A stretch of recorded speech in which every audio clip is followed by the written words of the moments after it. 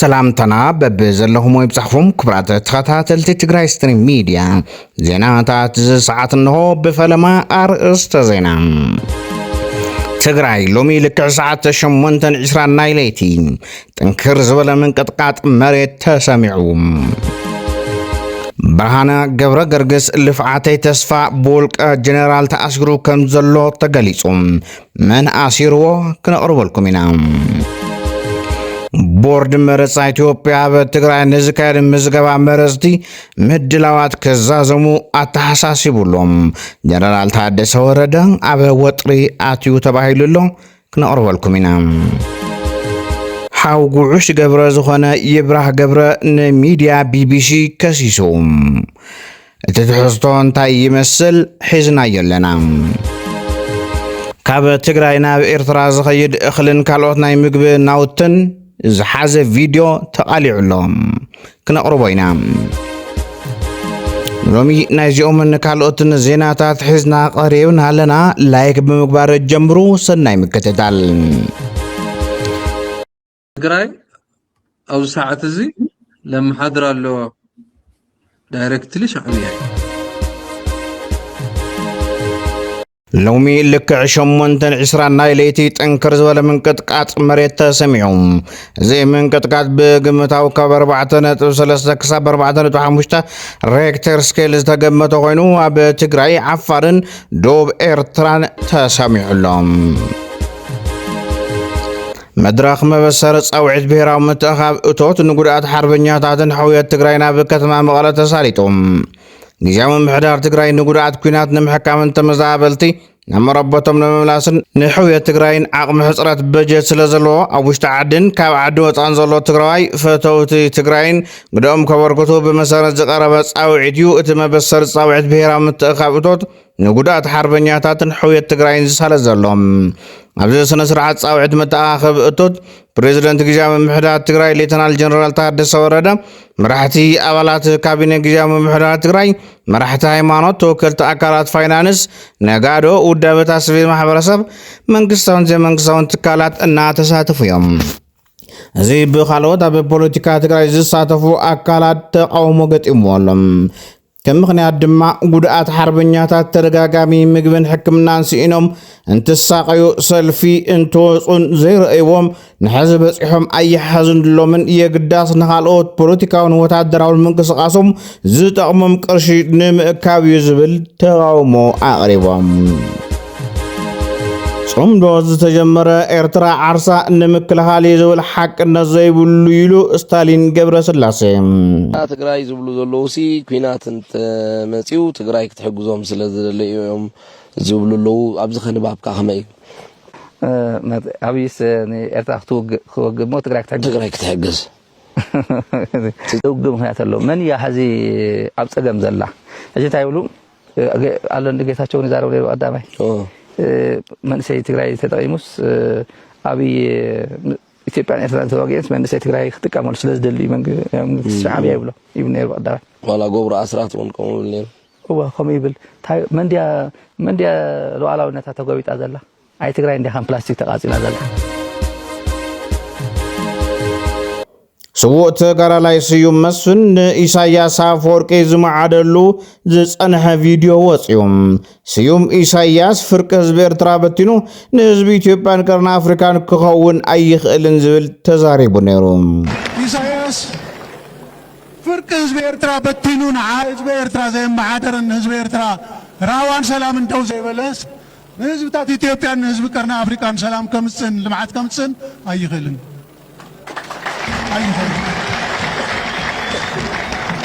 مجبرة على كذا سروحو يسرح أو يسرح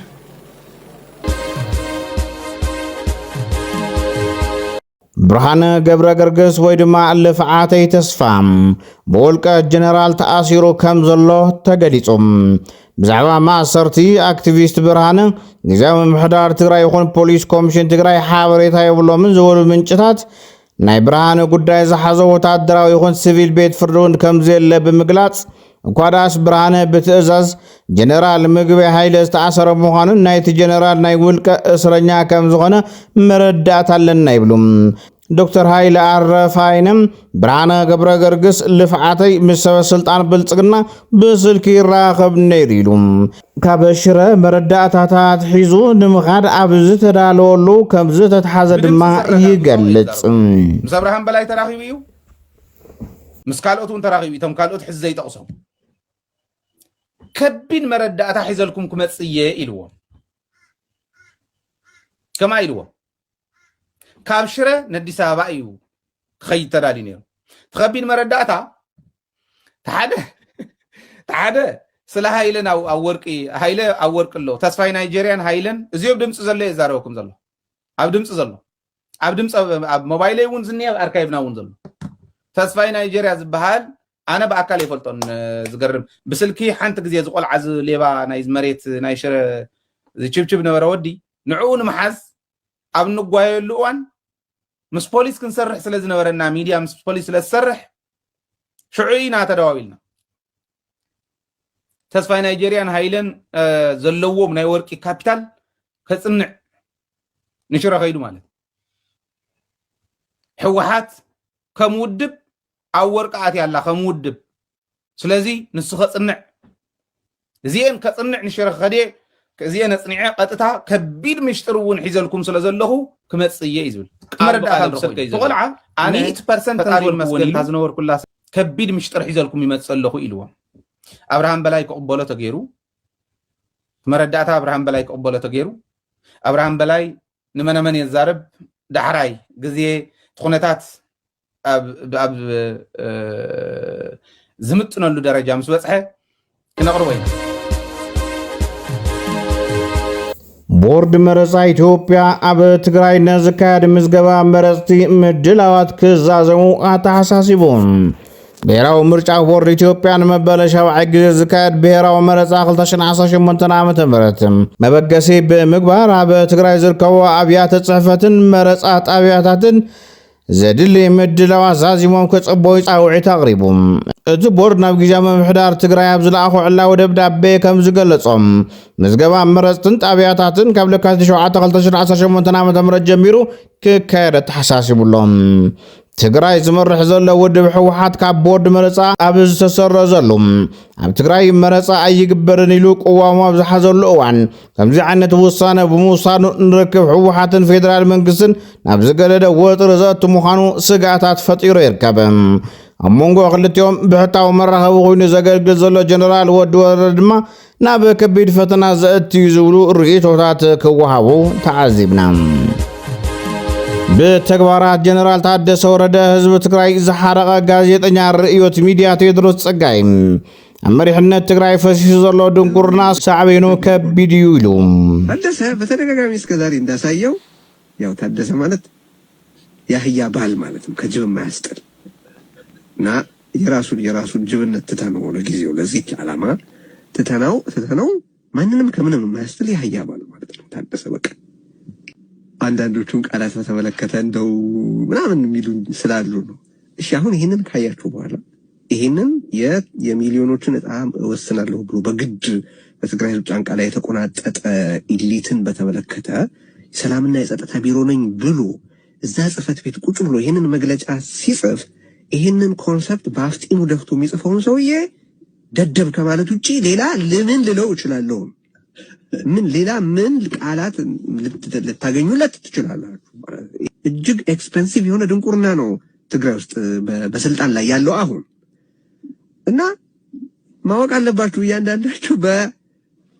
በዚህ የጸጥታ ቢሮ ዲክሌር ያደረገው ነገራችን ላይ ጦርነት ነው ዲክሌር ያደረገው በማናቸውም ትግራይ ውስጥ ባለ እና እሱ በሚደርስበት ማንም ሰው ላይ ዝሆነ ሰብ ስላለ እንዳልከው በዚህ የጸጥታ ቢሮ አስተሳሰብ መሰረት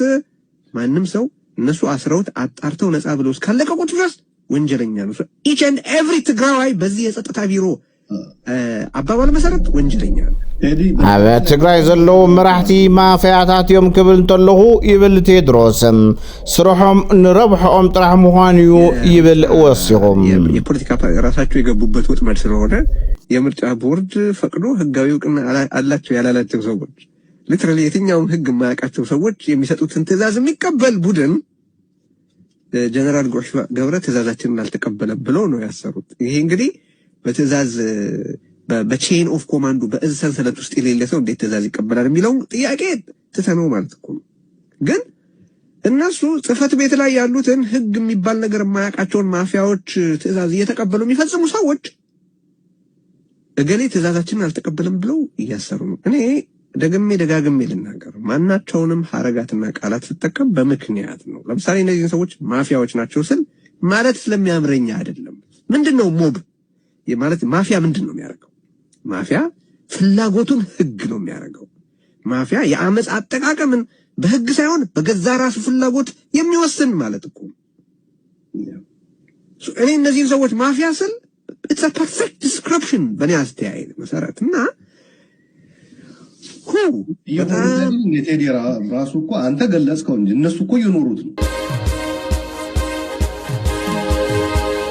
አበዝ ሓለፉ መዓልታት ተኣሲሩ ዝቐነየ ሓው ንጋዜጠኛ ትግራይ ቲቪ ኢፍሬም ረድሀይ ዓቃቢ ሕጊ ኣማንኤል ረድሀይ ናብ ቤት ፍርዲ ኣቕሪቦም ምንባሮም ተገሊጹም። በዚ መሰረት ድማ ቤት ፍርዲ ከዓ ሰነድ መርሚሩ ክፍታሕ ኣዚዙ። ፖሊስ ከተማ ሽረ ትእዛዝ ቤት ፍርዲ ክፍጽም ስለ ዘይደልየ ኣይንፈትሕን ከም ዝበሉ ዝገለጹ ፍልፍላትና ኣብ ሕጊ ትዝዓበየ ትእዛዝ ቤት ፍርዲ እናሃለዎ ንምንታይ ድሕሪ ፍርዲ ከም ዝተኣሰረ ኣይተነጸረን ይብሉ። ምስሉ እውን ፖለቲካዊ ማእሰርቲ ናይ ምዋን ዕድሉ ሰፊሕ እዩ ተባሂሉ። ሓው ጀነራል ጉዑሽ ገብረ ይብራህ ገብረ መግለጽ ሂቡ። ጀነራል ጉዑሽ ገብረ ናብ ቤት ፍርዲ ከም ዝቐረበን ክስታት ከም ዝቐረበሉን ቢሮ ጸጥታ ምሕባሩ ዝዝከር እዩ። ሓው ጀነራል ጉዑሽ ገብረ ድማ ዛጊ ናብ ቤት ፍርዲ ከም ዘይቀረበ ኣቃሊዖም። ነዚ ድማ ገለ ተዓዘብቲ ጀነራል ጉዑሽ ገብረ ናብ ቤት ፍርዲ ከይቀረበ ናብ ቤት ፍርዲ ከም ዝቐረበ ኣምሲልካ ሓበሬታ ምግዋሕ ዓብዪ ቅጥፈት እዩ። ጀነራል እንተስ ናብ ሲቪል እንተስ ናብ ወታደራዊ ቤት ፍርዲ ክቐርብን ክስታቱ ክንገሮን እዩ ዝግባእ ይብሎም። ጀነራል ጉዑሽ ገብረ ዝተኸሰሰሎም ነጥብታት ብቢሮ ጸጥታ ቢሉ ዕላው ምዃኑ ዝዝከር ኮይኑ ይኹን እምበር እቶም ኣብ ማሕበራዊ ሚድያ ዝተዘርግሑ ክስታት ጀነራል ጉዑሽ ገብረ ከም ዘይፈልጦም እዩ ሓበሬታ ኣካፊሉ ዘሎ ሓው ጀነራል ጉዑሽ ገብረ ይብራህ ገብረ ጉዑሽ ብምንታይ ምኽንያት ከም ዝተኣሰረ ዘይፈልጥ ምዃኑ ነጊር ንኽብል ተሰሚዑሎ። እዚ ድማ እቲ ኣብ ማሕበራዊ ሚድያ ዝተለጠፈ ወረቐት ንጀነራል ጉዑሽ ገብረ ዘይወፅሖ ምዃኑ ዘረድእ እዩ። ሓው ጀነራል ጉዑሽ ገብረ ንሚድያታት ኣብ ዝሃቦ መግለጺ ጀነራል ጉዑሽ ገብረ ኣብ ናይ ውልቀ ሰብ ኣብ ዘይተወደአ ገዛ ተኣሲሩ ከም ዘሎ እዩ ተዛሪቦም። እዚ ድማ ዝተጨወየ ሰብ ጥራሕ እዩ ኣብ ዘይተወደአ ገዛ ሓቢእኻ ተቐምጦ ብባል ጀነራል ጉዑሽ ገብረ ግን እዚ ኣይግብኦን ዝተኣሰረሉ ቦታ ክፍለጥን ኣብ ሕጋዊ ቦታ ክተሓዝን እዩ ዘሎ ይብል። ሓው ጀነራል ጉዑሽ ገብረ ወሲኹ ምስ ጋዜጠኛ ቢቢሲ ግርማይ ገብሩ ዘለዎ ቅሬታ እውን ኣካፊሉሎም። ሓሪ ካርዲ ገብር ነይሩ ሆቴል ነይሩ ንምንታይ ዳ ትበልና ገና ንሕና ተዘለወቱ ሻዕሎትናን ጉዳአትናን እንዳልና ሱሪ ከሪ ገብር ፎቶ ይልል አው ይጸንሕና ኤንወይ ንምንታይ መሰልና ደሓን ጋዜጠኛ እየ ናይ ቢቢሲ ጋዜጠኛ ችግር የብሉን ቀለ ዝብል መልእኽቲ ሃይን ከምኡ ተኾይኑስ ሚዛናዊ መልእኽቲ ከመሓልፍ ይዝል እምነት ነይሩና መሰለን ነይሩ ድሕራይ ኮይና ከም ዝረኣኽቦ ግን 48 ሰዓታት ናብ ፍርዲ ቤት ቀሪቡ መሰለ ካልኣይ ምሽት ተራኺብና እንዳሃለና ድሕሪ ሰዓት ተራኺቦም ሓጎሶም ገሊጾም ዝብል ተሓጎስ ጽቡቕ ኮይኑ እንዳሃለወ ግን ኣብቲ ሰዓትን ኣብቲ ትክክለኛ መልእኽትን ዘይምሕላፉ ካልኣይ ናብቲ ዝዓረፈሉ ወይም ደሞ ናብቲ ዘይፍለጥ ቦታ ዝኾኑ ሰባት ከም ዝኸድዎ ገለጽ እንዳተገበኦ እሱ እውን ፍርድ ቤት ከም ዝቐረበ ኣምሲሉ ምቕራቡ እሱ እውን ሓደ ጌጋ እዩ። ስለዚ ኣው ይጸንሕና ወንቲ ቅድም ኢለ ዝነገርኩኻ ብሓፈሻ ሕዚ እውን ጀነራል ጉዑሽ ገብረ ንባዕሉ ዝተኣሰረሉ ምኽንያት ብስርዓት ክንገሮን መልሲ ክህበሉን ከምኡውን ሕጋዊ ጠበቓ ገይሩ ክከራኸሮን ክፍቀደሉ ስድራ ቤቱ ዝተኣሰረሉ ቦታ ክፈልጡን ሓደ ዝተኣሰረ ሰብ ክረኽቦም ዝግባእ መሰላት ክረክብን ኣለዎ። ዝተኣሰረሉ ቦታ ድማ ኣብ ዘይፍለጥ ዘይተወደአ ገዛ ዘይኮነስ ኣብ ሕጋዊ ዝኾነን ዝፍለጥን ቤተሰቡ ክጥየቕዎ ኣብ ዝኽእሉን ቦታ እዩ ክእሰር ዝግባእ ዝብል ርእይቶታት ከም ዘሎ ኮይኑ ብኻሊእ ገጽ ኣብ ትግራይ ዘይተለመደ ብብርኪ ስድራ መግለጺ ምሃብ ልክዕ ኣይኮነን ዝበሉ ተቃውሞታት እውን ቀሪቡሎም። ካብ ትግራይ ናብ ኤርትራ ዝኸይድ እኽልን ካልኦት ናይ ምግቢ ናውትን ተቃሊዖም መራሕቲ ትግራይ ካብ ትግራይ ዝሰድዎ እምበር ካብ ኤርትራ ዘእትዎ ዛጊድ ከም ዘይተረኣየ ድማ ተገሊጹ እዚ ኩሉ እንታይ ዝሽየጥ ነየ ዝሕርጭ እዩ ኢሉ ጽሒፍና መስልካ ዝሓውላ ንግዲ ዝበልዋ እዚኣ እያ ባለ ንግዲ ትፈይዳ ማለት ካብ ትግራይ ኩሉ ትሪኦ ዘለካ ካብ ትግራይ ተታሒሉ ይውሰድ ብወገን ኤርትራ ጥርት ብል ነገር ትመጽእ ነገር የለን ካብ ትግራይ ዝኩሉ በቃ እንዳተጻዓነ ዝበልታ ኢሉ እዩ ጽሒፍለይ አጋጣሚ ከታተል ነይረ ኢሉ ኣብ ትግራይ ካብ ደጊም ዕጽዋን ክባን የለን ወደብ ከም ድላይኩም ተጠቀሙሉ ትብል ናይ ሻዕብያ ጃህራ ብጣዕሚ ካብ ዝደንገጽ ኩሉ ሎሚ መረብ ውዒለ ካብ ዝተዓዘብክዎ ብቪድዮ ሰደልካ ኣለኹ ኢልኒ ለይትን ቀትርን ጣፍ መዳበርያ ድኹዒ ፍርናሽ ስሚንቶ ተንዲኖ ይኹን ናይ ህንፃ መሳርሒ ብሙሉእ ብዘይ ምቁራጽ ይሰግር ኣሎ ይብል ካብ ራማ ጀሚርካ ጠያቂ የብልካን ከም ዓቕምኻ ተሳግር ናብ ሻዕብያ ተሳግሮ ማለት እዩ ካብኡ ወየ መዓሰ ድዩ ብወደብ ትጥቀሙ ዝብል ሕቶ ንዘልዕል ሰብ መልሲ የለን ነዛ ናይ ሎም ዓንቲ ፖስት ገበርካያ ጽሑፍ ኣጋጣሚ ሎሚ ምስ ተዓዘብክዎ ተገጣጢሙ ኢሉ ይሰድለይ ታ ቪድዮ ናይ ራማ ኸባ ማለት እዩ ይኹን እምበር ነዚ ዝቃወሙ ናብ ባዕልኻ ምትኳስ እዩ ክብሉ ይገልጽዎ ኩሎም ሸቐጣትን ነዳድን ናብ ኤርትራ ይጉዕዙ ኣለዉ ማለት ፌደራል በጀት ንክኽልክል ዝሕግዙ ይብሉም ብፁዕ ቅዱስ አቡነ ማትያስ ቀዳማዊ ፓትርያርክ ርእሰ ሊቃነ ጳጳሳት ዘኢትዮጵያ ሊቀ ጳጳስ ዘአክሱም ወዕጨጌ ዘመንበረ ተክለ ሃይማኖት ጸገም ጥዕና አጋጢሞም ብሰንኪ ዘጋጠሞም ጥዕና ኣብ በዓል ጥምቀት ኣባውን ሃይማኖታዊ ባረኾት ኣይሃቡን ኢላ ቅድስት ኦርቶዶክሳዊት ቤተክርስቲያን ኢትዮጵያ ኣብ ዝሃበቶ መብሪ ኣብ ዝሓለፈ ወርሒ ታሕሳስ 2018 ዓ.ም ኣብ መንበረ ክፍሎም ተዓንቂፎም ንሕማቕ ዘይህብ ጉድኣት ከም ዘጋጠሞም ዘፍለጠት እታ ቤተ ክርስቲያን እኹል ሕክምና ረኺቦም ኣብ ጽቡቕ ኩነታት ኣለዉ ኢላ መጻኢ ለካቲት 24 በዓለ ሲሞቶም እዩ ብፍቓድ ፈጣሪ ባረኾቶም ከም እንሰምዕ ነተስፉ ኢላላ እታ ቤተ ክርስቲያን بدنب قدري حموشتن 76 25 ካብ ለካቲት 2018 ዓመተ ምህረት ጀሚሮም ኢትዮጵያ ካብ ተጠቀምቲ ግልጋሎት ቴሌኮም 500ውን ካብ 1 ሊትሮ ነዳዲ ድማ 1 ቅርሽን ካልኦት ግልጋሎታትን ሓዊሱ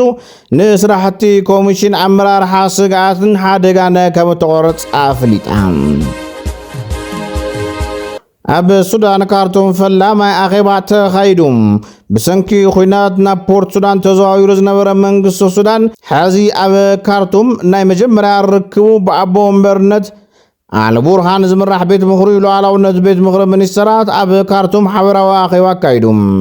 ናሳት ክልተ ዓመታት ኣብ ትሕቲ ቁፅጥር RSF ዝጸንሐት ዋና ከተማ ሱዳን ካርቱም ቅድሚ 10 ኣዋርሕ ኣቢሉ ሰራዊት ሱዳን ናብ ትሕቲ ሙሉእ ቁፅጥሩ ከም ዝመለሳ ዝዝከር እዩ ኣብዚ ቀረባ አልቡርሃን ዓወታት ይጎናጸፍ ከም ዘሎ ድማ ሓበሬታታት ይወጽለው ኣብ መወዳእታ ድማ ትራምፕ ምስ ፕሬዝደንት ግብፂ አብዱል ፈታህ አልሲሲን አብይ አሕመድ ክራኸብ ድሌት ከም ዘለዎ ገሊጹም እንተኾነ እዚ ንኢትዮጵያ አብይ ምፍራሕ ዘለዎ ምዃኖም ተንተንቲ ዝገልጹ አብይን መዓዝን ክራኸቡ ከነፀረ ምስ ክልቲኦም ምርኻብ ከም ዝደሊ ግን ኣብሪሁሎም ኣብ ዝሓለፈ ናብ ግብፂ ዝለኣኾ ደብዳቤ ብወገን ግብፂ ንኣዳር ረኺቡ እንከሎ ኢትዮጵያ ግን ስቕታ መሪፃ ኣላ ትራምፕ ብዝተፈለየ መልክዑ ንአብይ አሕመድ ጠንካራ መራሒ እዩ ክብል ድማ ገሊጹ ዝኸበርኩም ተኸታተልትና ነሰዓት ዝሓዝናዮም ዜናታት ነዞም ተኸታተልኩም ይመስል ነይሮም ንምክትታልኩም ኣመስጊና ሰላም ንህዝቢ ትግራይ ሰላም ንኩሉ ወዲ ሰብ